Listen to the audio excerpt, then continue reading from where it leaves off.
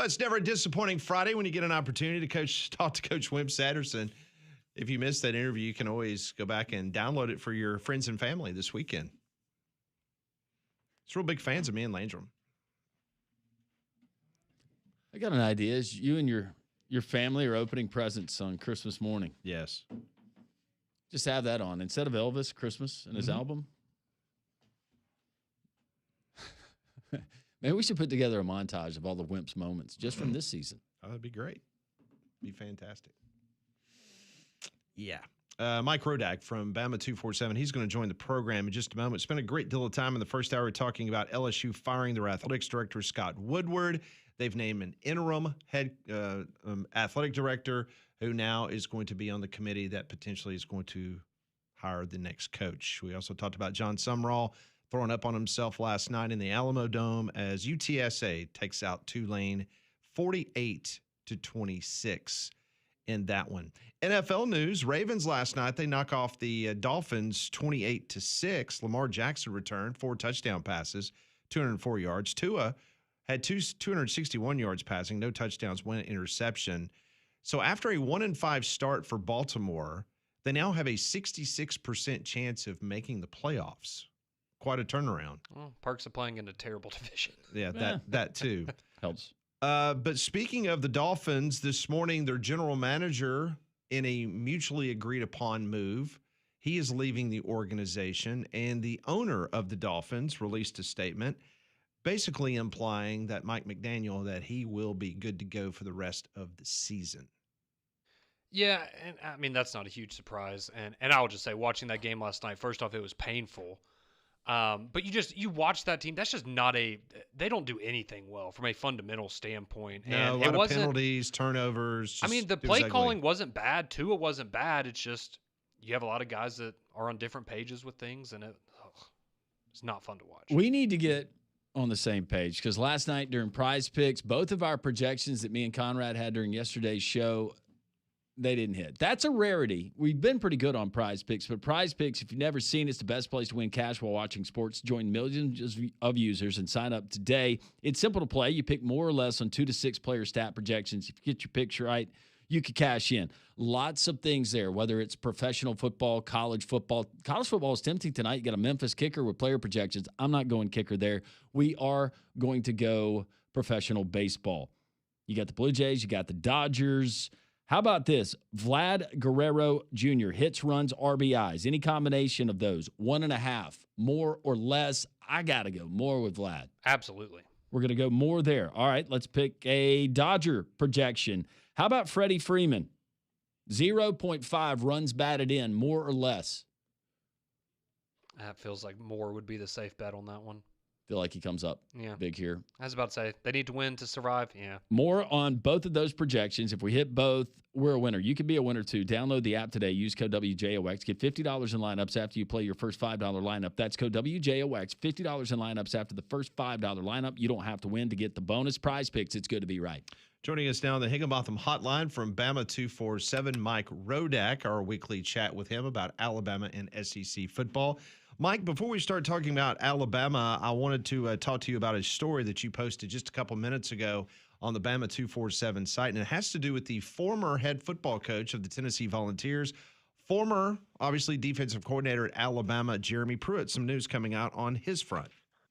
Yeah, exactly. Obviously, he had sued the NCAA back in March, and obviously going back to the firing by Tennessee and all the investigation and infractions. And just last week, he had made some court filings that essentially said, "Hey, I'm trying to get an injunction here to get hired, despite my show cause." And in those court filings, there was a letter that Jacksonville State was trying to hire him back in June. So that actually proceeded forward where they had a show cause hearing about 8 days ago. And the NCAA just this week on Monday sent a letter to Jacksonville State saying that he's clear to be hired, that there's a sufficient proposal from Jacksonville State to monitor his activities under, the show cause order. And there was a 1-year suspension that Pruitt had when he was given all those penalties a few years ago. And they're still going to respect that for the rest of this season in terms of not allowing him to be around any games.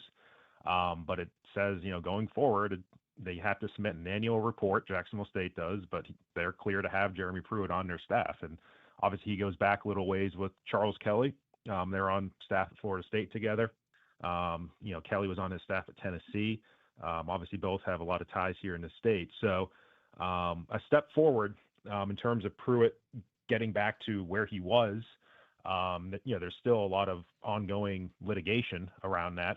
I believe it's going to mediation, in terms of the actual lawsuit, but he's clear to work at Jacksonville State. Now, it does specifically say it does not apply to any other school that might be trying to hire Jeremy Pruitt. So before anybody jumps to conclusions about can he go back to Alabama, et cetera, there would be a lot of hoops to jump through to make that happen. And quite frankly, I'm not even sure if that would happen. I don't think Kalen DeBoer has a background with him. So, we'll see what exactly it means going forward, but obviously a big development for Pruitt in his life and being able to get back into the college game. You were mentioning Charles Kelly. Speaking of Kelly's, Brian Kelly fired as LSU's coach this past weekend. I just want to get your thoughts because it's fascinating just to watch what's going on and taking place there within the athletic department and within the state with the governor. But also, you kind of laid it out to us because we asked you before the start of the season if things went really, really south for Kalen DeBoer, what would it look like? And you said, yeah, you could see that it would be on the table with missing a college football playoff. You could see Alabama maybe making a move. But with the way that LSU is handling things, and I understand everything is done differently there than it is here, but could you ever, in your right mind, see that kind of, you call it knee-jerk, desperation, bold move from Alabama and Greg Byrne when making it's just, is this the new day of college athletics, or is this just specific to LSU? Could I see it being as messy and ugly as Louisiana is right now? No. I think that would take a lot. Now, if there's a different governor in office in the future, maybe that would be more hands-on in terms of the football programs. But we'll see. It's obviously college football is weird. Go back in January, Penn State was in the playoffs. They were deep into the playoffs. James Franklin gone. Go back 3 years ago this week, Brian Kelly beat Nick Saban at LSU, and everybody's like, "Wow, look at LSU now! They're competing with Alabama. They're going to take over the SEC West." Things change. Things change quickly. Ryan Day, people wanted to fire a year ago at the end of this, a year ago at the end of November. He'd won a national title. So whoever's on top right now, I guess in some ways should be a little bit uneasy that you just never know how quickly it can fall apart. And as these situations continue to happen, it just seems like they happen faster and faster. It's one loss, it's a couple bad losses, it's a couple things going wrong, and things just get blown up pretty quickly. So do I think Brian Kelly should have stayed as LSU's head coach? I don't know. There's very high expectations at that program. Obviously, he wasn't meeting them. But the record for Brian Kelly wasn't all that bad. And it's obviously a tough conference, and it's a win or two here or there, and it's a much different story for him. So I think Kalen had a good quote this week when he said, "I'm never going to get comfortable as Alabama's coach." And I think that's the right approach to take. No doubt. Because you look around the rest of the country and there's no reason to get comfortable. I wanted to ask you about this particular program because obviously Bama just played them.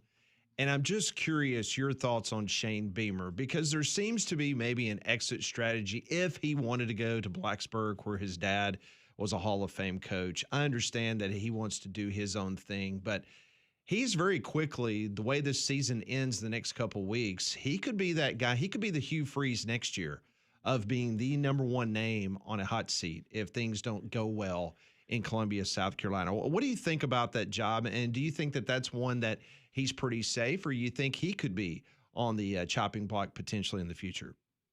No, I think that's fair. I think he already should be. Kind of given the record, I think what probably saves him is that the expectations there are a little bit lower. And so people are, I think, a little bit more willing to accept things not going well. I think the one to me that everybody kind of forgets about, but going into this season, throughout the offseason, everybody's talking about Brent Venables. And is he going to be safe at Oklahoma? And they obviously had a strong start to this season. It's faded to some degree since. They have a huge game coming up here in 2 weeks. So if he does survive this season, I think next year he's probably the guy that you're looking at as like, he's got to make a move, or else, they make a change at Oklahoma. So it depends on the expectations. Obviously, expectations are going to be a lot higher at Oklahoma than they are at South Carolina, but performance-wise, the record for Beamer is not great. If Mark Stoops somehow survives this year because the buyout's too big, then he would be at the top of my list. Obviously, the same thing holds true there, though, at Kentucky, that expectations are so low. And if the money's going to basketball for rev share, then any coach is going to be in a tough spot to win any games there. You've served in your time up in the Northeast, and I know it wasn't specific to State College or to Happy Valley, but that Penn State job that you referenced, do you think that they're swinging? They're going to get a Grand Slam hire, or do you think it's going to be ho-hum when it's all said and done? Yeah, it's a good question. I think every school tries to swing big because that's like, why not? Why wouldn't you try to go out and get the best coach? But what's the supply of those sort of coaches right now? I mean, if you look at pure resume of coaches that are available, why aren't people talking more about Jimbo Fisher? Like, for real, like I think Jimbo Fisher's his track record at Florida State and for the first few years at least at Texas A&M, not that bad. And if you're Penn State, not that he's maybe the best cultural fit, but I guess West Virginia is not all that far from State College. Like, why isn't Jimbo Fisher on more people's list? That kind of baffles me, just because of how things ended at A&M. For some reason, he's cast away. So, like, what's the supply of proven coaches that would be a big swing, that would be the home run hire? I mean, you'd have to go and steal a coach away from a different school, and even then, go through the top 10 of the AP poll right now, and like, how many coaches are truly elite in terms of, you'd have to pay an arm and a leg to get them. So I don't know. I don't know what happens at Penn State, but to me, the interesting part is going to be the trickle down effect of whoever takes these jobs, whether it's Florida, LSU, Penn State, et cetera, what jobs open because of that. And for Alabama, what happens to Kane Womack and Ryan Grubb? Because I think if this continues for Alabama, their success in the field continues, then both of those guys, to some degree, are going to be head coaching candidates very soon. All right, so let's talk about this Alabama football team, a bye week after just a gauntlet of a schedule in which they won all those games since their last bye. Your thoughts on the current status of the offense? I know it kind of sputtered a little bit in Columbia. The running game still is not there. Does that give you any concern moving forward for the rest of this season with the lack of running game? Definitely does. That would be, I think, number one concern, especially if you get yourself into a situation where, let's say you do lose a game here at some point. If you're a playoff team that needs to go on the road in the playoffs, and I don't know where necessarily you would go. There's a lot of possibilities. You could go to Provo, Utah in December. There's a potential there where you need to run the ball. And they've tried, they've committed to it. It hasn't worked game after game after game. There's been a few situations here and there, maybe late in games, where they've broken 7, 8, 9-yard run. And that's what they needed in that situation. But relative to what it should be, for a top tier team, it's not there, and what you'd even expect given what their offensive line is. So I don't know. It's like, do you keep trying different people at running back? Do you try to give AKD or some run at, the freshman and see if you can get some explosive runs out of him? They've obviously cycled through different backs. Daniel Hill actually got more carries than Jam Miller in this past game, or more snaps, I should say. So you just keep trying different players, but at the end of the day, your best path to winning is just going to be to manufacture the run in the passing game and trust Ty Simpson to make those throws, trust Jeremy Bernard to make those catches, use him out of the backfield. So I think more than me seeing the running game, the traditional running game getting better, I think it's probably more how well can you manufacture it elsewhere. Yeah, with the remaining games on the schedule, and I think maybe I know the answer, maybe I don't. You look at the opponents, just your personal gut feeling. What's the toughest matchup Alabama has left? I think the toughest game in terms of everything around it is going to be the Iron Bowl. Right. It has to be, because of where you're playing it, because of just, assuming they win these next two SEC games, kind of going in there knowing that if you win that game, you're in a really good spot, having that pressure on you, though. But in terms of the team, it has to be Oklahoma, because I think Oklahoma, as we saw last year, what Venables can do defensively to you, what that defensive line can do to you, that would scare me. And if John Mateer and that offense start to kind of pick up the pace again and he's fully healthy, then what can that offense do to you relative to what, it did last year, Jackson Arnold? So that's the best team out of the last three. But you can make an argument that LSU coming in here is the most talented team that you're going to see. And maybe all of a sudden they wake most up. Most well paid, at least Frank from the Wilson. transfer portal. Yeah. So, I mean, there's arguments, I think, for all three. I can envision scenarios, where all three don't go well for Alabama. At the end of the day, I would still pick them in all three games.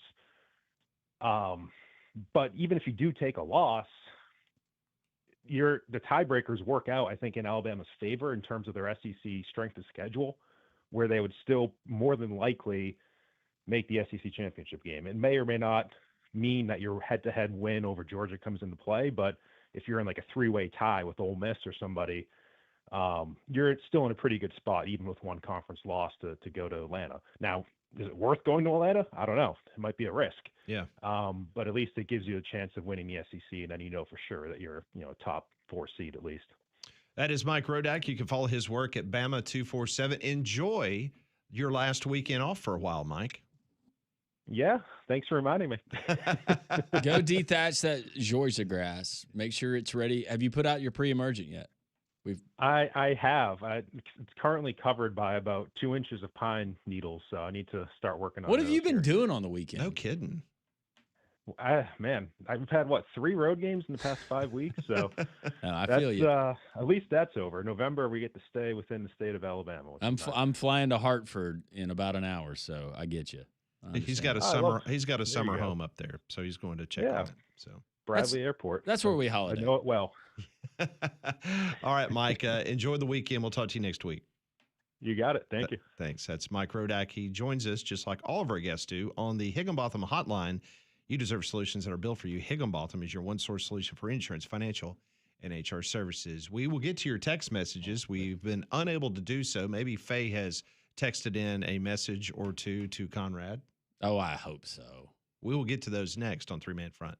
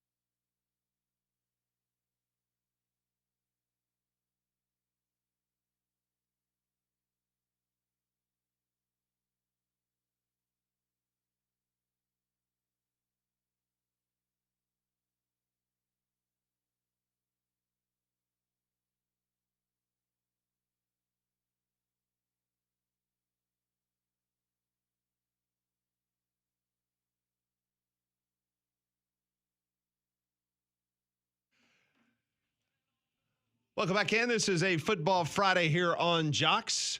Next hour, we'll talk to Peter Raderkus from AL.com, covers the Auburn Tigers. 1 o'clock, talk a little high school football. It's the final week of the regular season. Man, it just goes by so fast. We got playoffs starting next week. A lot of tiebreakers. I know there's a lot of craziness going on up in North Alabama, especially in the 7A region around Huntsville. So maybe Kyle Parmalee will kind of break it down for us, kind of the tiebreakers. I think everything else in the state's pretty much set from a 7A standpoint, but he'll give us the very lowdown. I know there were games last night that were played around this area.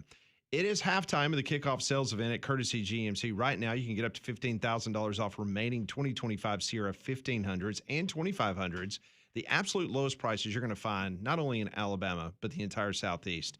The all-new 2026 Sierras, they're arriving daily there at Courtesy GMC right off of Edwards Lake Road, which is very convenient off of I-459 exit 32. So on a daily basis, they're getting these new 2026s in. And here's the best part. You can get those prices for the 2026 Sierra for the 2025 model year pricing. So take advantage of that. Go by and see them this weekend. The showroom's incredible. They got TVs everywhere, so you're going to be able to not miss one single moment of college football. You can watch it there in the showroom and then obviously shop around. There are 9 acres of inventory. And remember, every new GMC comes with the Courtesy exclusive 7-year, 100,000-mile powertrain warranty. Go to their website, courtesybirmingham.com. We'll get to the text line as promised, but first, let's go to Burr because he's a good friend. Hey, Burr. Hey, guys. Happy Friday. Happy Friday. Hey, I have a question on the Nebraska extension. Forgive me if you guys cover this. I've been kind of in and out. But I wanted to know, with this extension, and I would like Molly's opinion most definitely, what are the expectations for Nebraska? I know Bama, Ohio State, they want you to compete for a national title at least once every 3 years or so. But what are the expectations for Nebraska? Do they expect that of him or just want them to be a competitive team every year? And that's pretty much my only question. Molly's out today, Bird. Thank you for the phone call. What I gather, if the sentiment's the same as it is with Molly, and she, of course, she danced there. Or let's just go ahead and say it. She competed there. But Pat, would you not agree that it's more probably about consistency? I think that they would really appreciate an consistent 8-9 win regular season every now and then. You're smelling the college football playoff, but that just kind of tells you how bad it's been because they were at the mountaintop. And then when Osborne and Solich were gone, then it slowly started to trend the other way. No, I agree. I think what they're looking at, it's baby steps. First step was becoming bowl eligible, okay? They've done that now 2 years in a row. Well, they're going to pay him like they expect you to compete for a Big Ten championship. They're going to expect you to be in the conversation for the college football playoff because these baby steps are now being accomplished. And so that is the next step, is to be in the conversation for a CFP and potentially a Big Ten title. Well, and I think there's two things that, kind of amp up that pressure. One of them is Indiana. You look at that program and you go, good point. So why can we not replicate what they're doing? And then also now with Penn State in flux, well, somebody's got to step up and take up that spot, right, as another contender in the CFP.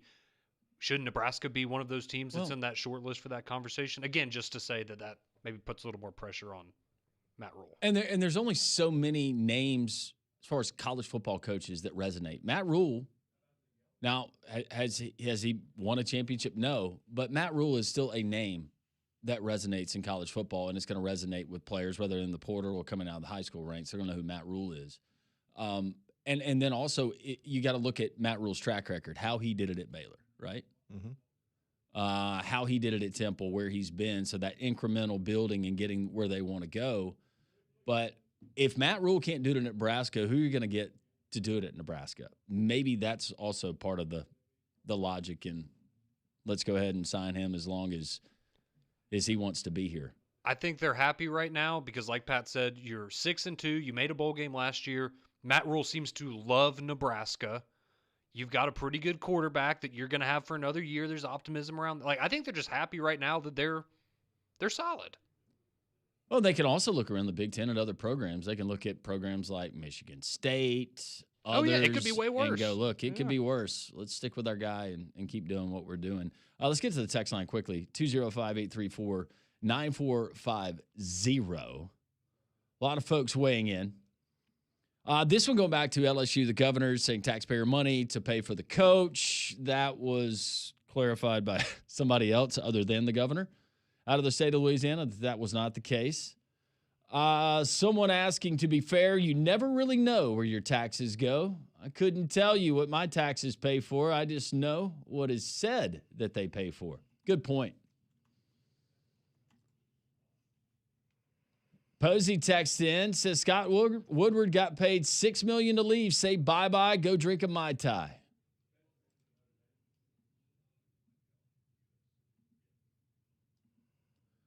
How will all the political commotion at LSU affect the kids that play football against Alabama next week? Not a bit. Those kids just making sure that the direct deposit or the check clears. If anything, they might play harder now because they're auditioning for a new team potentially. Just being around 18 to 24-year-olds throughout the season, I'm going to go ahead and tell you, it doesn't matter to the program. It won't affect them. Was that Tulane game last night bad coaching by Summerall or a result of all the distractions to the players' coaching staff in regards to Summerall not being around next year? I'd say the latter. Look, you can call it conspiracy, coincidence, whatever. You'll never be able to convince me if a coach has been in a contract negotiation and gets a big-time contract right before a big game, I'm usually going to bet on the other team. But with Summerall, there's no doubt.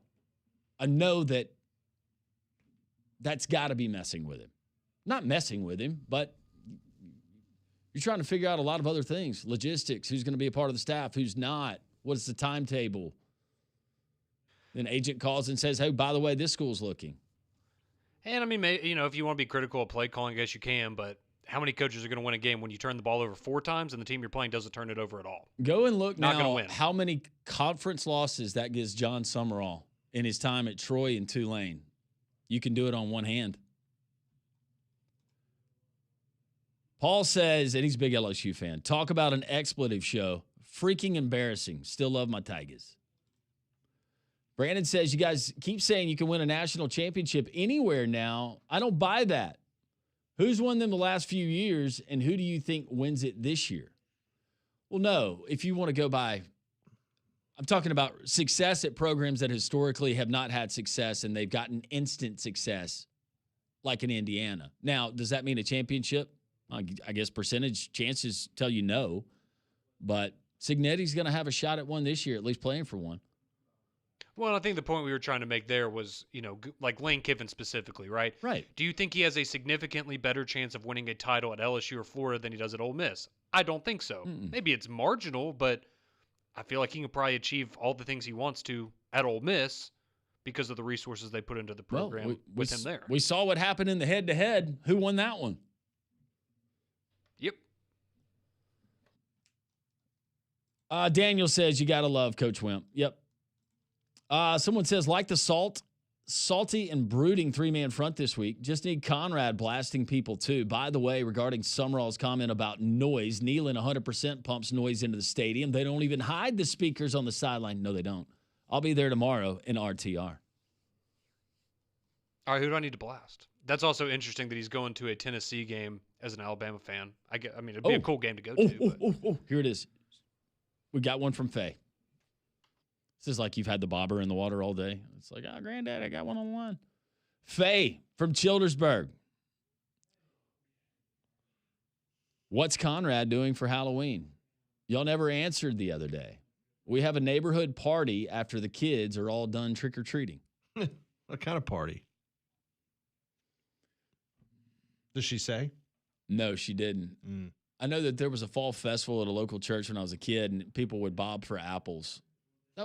Why was that a good idea, or why was that okay, air quotes, back then? Everybody sticking their nasty mouths down in that bucket of stagnant water and an apple.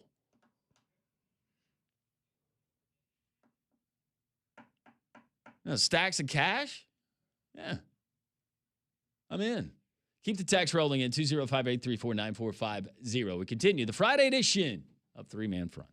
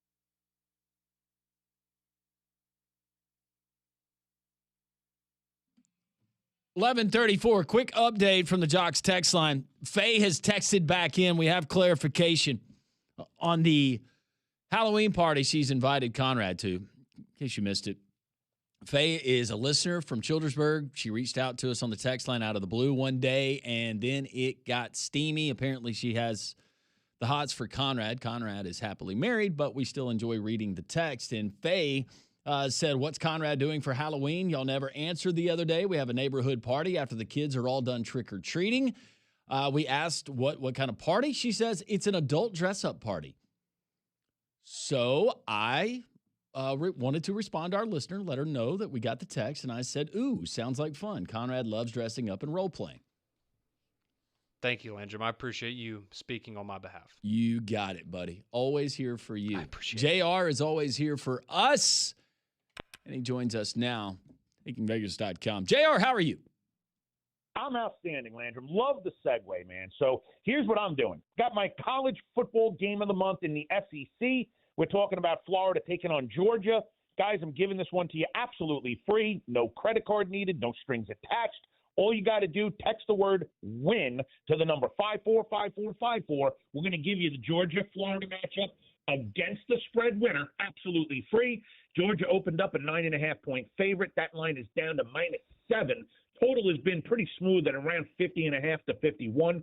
And I'm telling you guys, there's a reason I've marked this my SEC game of the month. I absolutely love it. It is yours, absolutely free.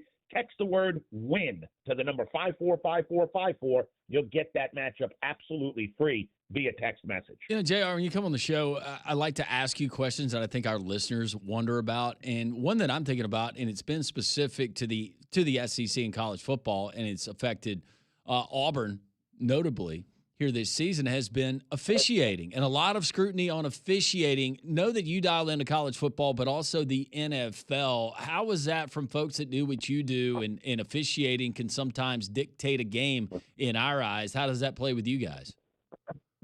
Yeah, well, I got to tell you, man, that, for instance, and I know you brought up, and we got burnt on a game with Auburn versus Georgia, right? I mean, that ref is now suspended indefinitely, meaning they probably fired him and they don't want to come out and say it. So, I mean, this is going on everywhere, college football, and especially, I mean, this was one of those things that was kind of like, you don't talk about it. It was taboo. Never talked about, refs not making the right call. I always gave them the benefit of the doubt.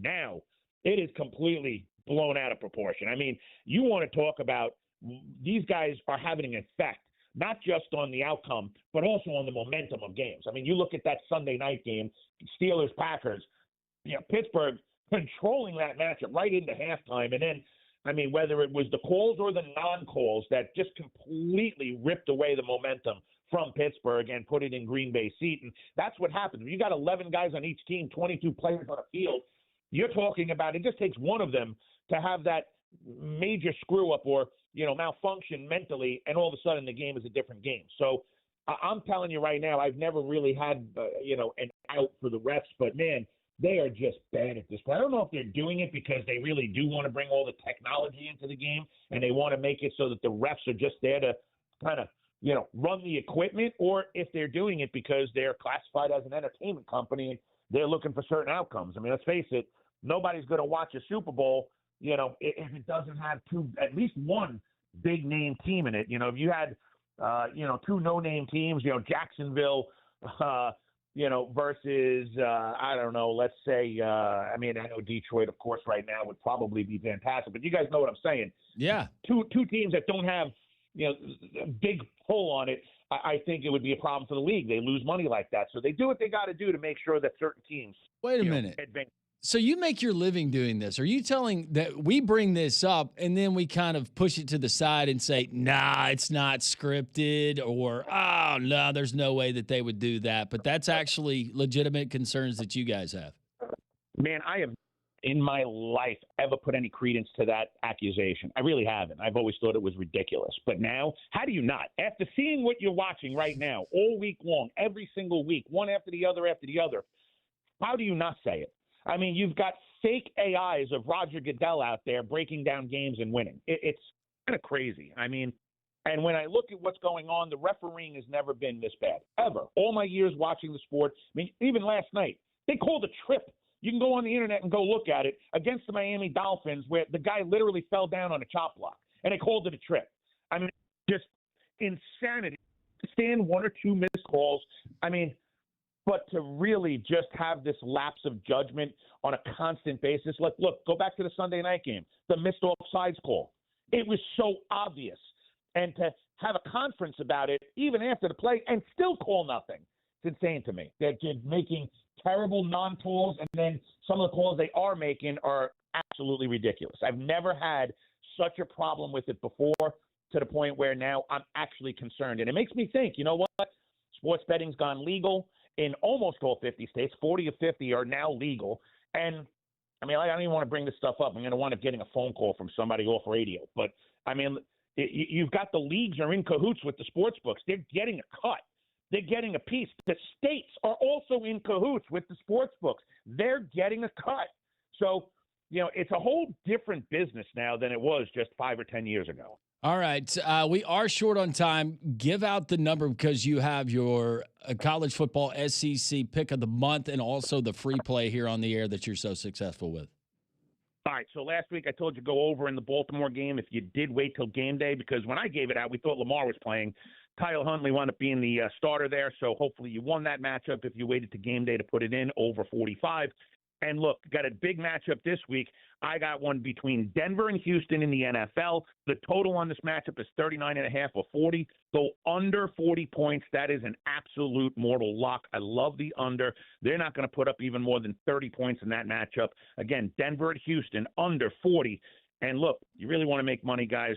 Get with a company that knows what they're doing, understands how to win, and understands strategy. Text the word WIN to 545454. Going to give you the point spread winner of my big SEC showdown between Georgia and Florida, absolutely free. Just text the word WIN to 545454. As always, you guys be safe. I know you're traveling on a charter today. You must be pumped. Have fun and be safe with all those trick-or-treaters out there, guys. Be careful while you're driving. And let's go out there and make some money. JR, I question everything now after our latest conversation. We always appreciate it, my friend. Thank you, and we'll talk to you next week. You got it. JR, takingvegas.com. You heard it right there. We continue. More of your texts, your phone calls, and more guests. It's a jam-packed Football Friday here on Three Man Front, your home for college football and more. Jocks.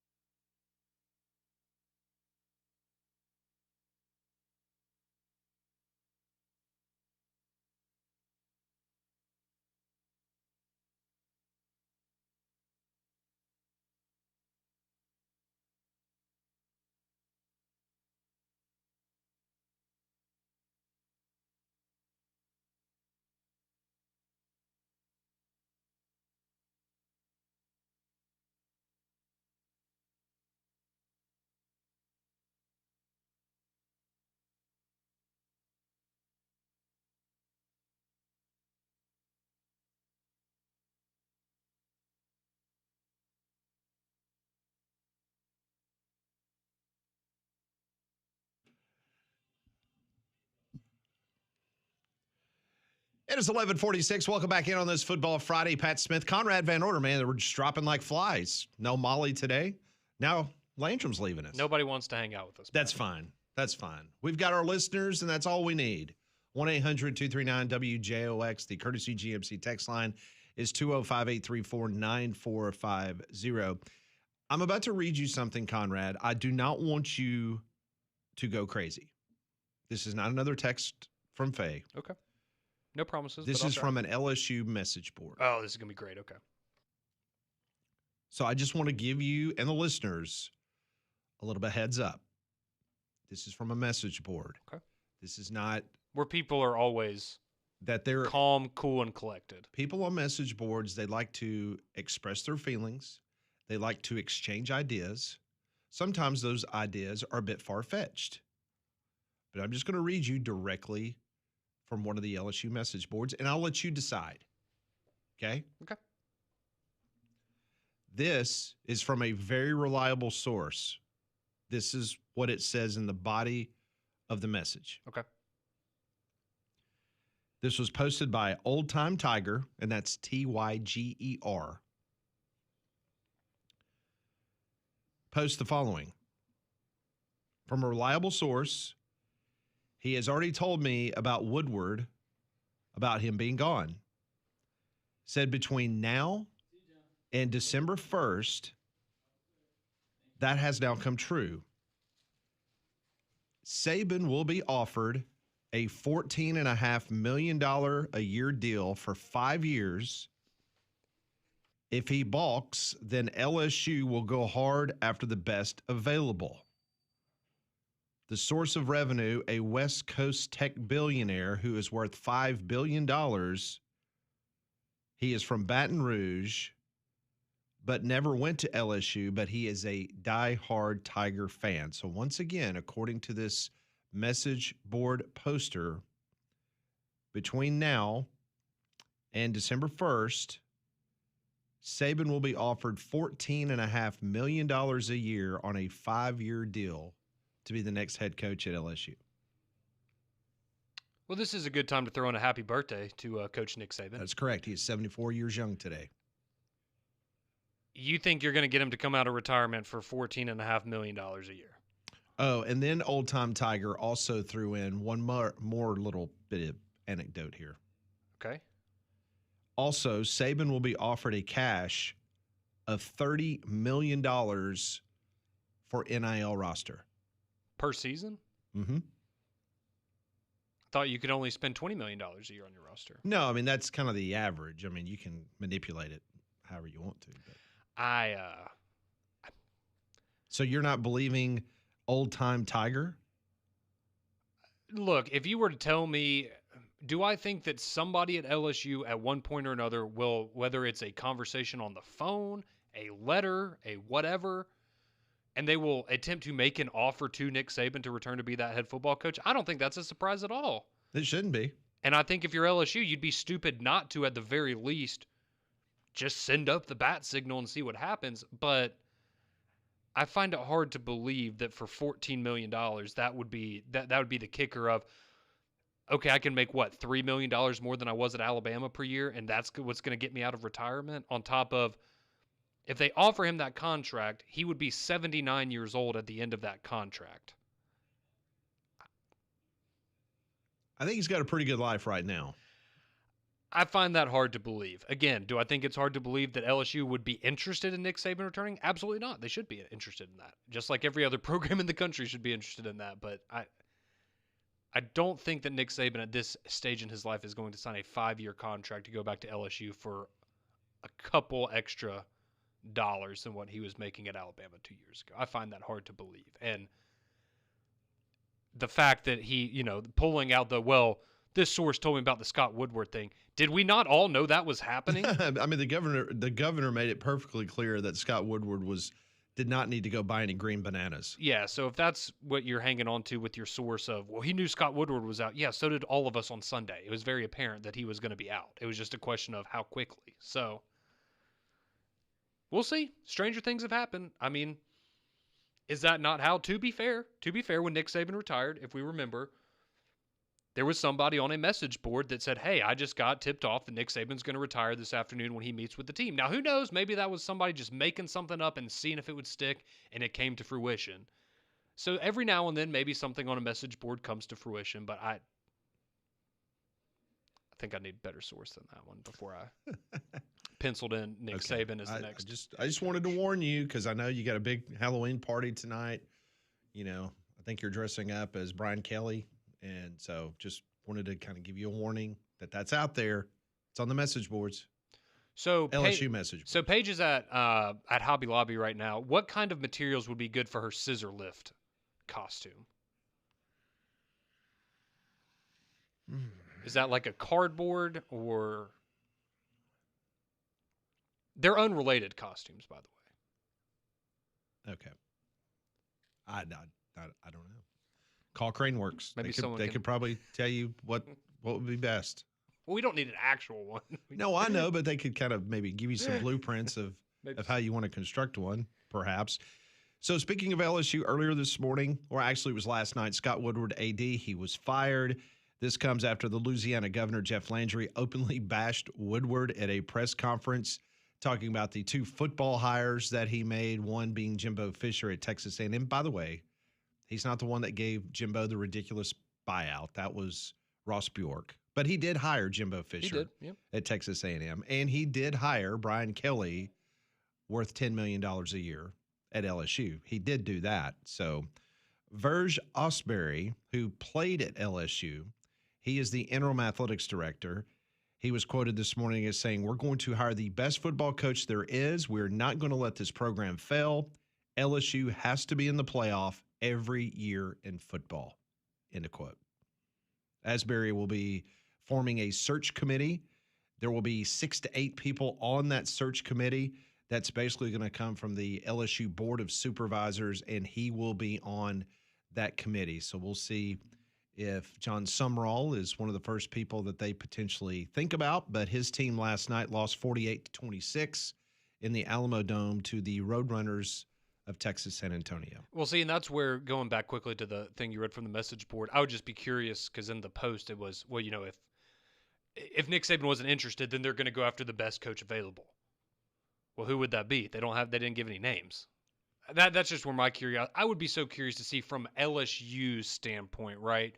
Who did they view as that big name? And I mean, we had somebody the other day that brought it up of, you know, did we see Brian Kelly going to LSU when they hired him? No, we didn't. Somebody brought up, you know, they're like a Ryan Day type guy out there that could be convinced to kick the tires on an SEC job. Personally, I don't know why you'd leave Ohio State, but I would be interested from the LSU standpoint how they view this. Like, who would be the top dog right now in terms of who's available? So if you're ranking, let's take the people that are currently not coaching, not anybody that is currently coaching a team. I'm talking about the Nick Sabans, the Urban Meyers, the Jimbo Fishers, all of the people that are currently that are healthy and they potentially could coach again. Yeah. Saban is one. Fill it in after that. I mean, Urban would be 2. I saw he did an interview yesterday, though, where he said he doesn't want to get back into coaching. But Saban and Urban would be 1 and 2. I don't think there's any doubt about that. But, I mean, honestly, after that, like James Franklin? I mean, seriously. Do you put James Franklin ahead of Jimbo? Come on. Jimbo's a good football coach. He's won a national championship. I know. We're splitting hairs on that one. Okay. But, again, if we're saying those are the 2 best coaches out there, because I think we agree Nick Saban and Urban Meyer is not happening. Correct. So you're left with James Franklin. I don't know. You never know about Urban if they offered him $14.5 million. I think that number is going to have to start with a 2 and end in a 0 or a 5.